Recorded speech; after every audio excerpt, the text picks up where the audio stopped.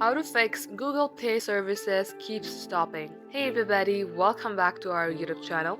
In today's video, you will learn how you can fix your Google Play services keeps stopping problem. So without any further ado, let us jump right into the process. First of all, head over to your Settings app. From here, go below to Apps.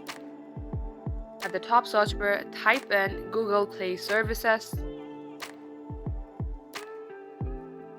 Tap onto its storage and clear the cache.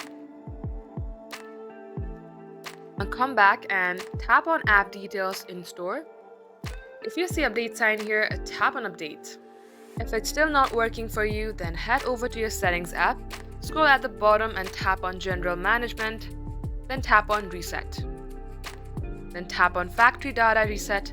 Also be noted that before you reset factory data, you have to take a backup. Once you factory reset your data, this shall fix your problem. That is all for today's tutorial. If you had found this video to be helpful, then hit the like button, and in case you would like to see more contents like this, subscribe to our channel. We will be back with more tutorials like this. Until then, thank you for watching and see you in our next upload.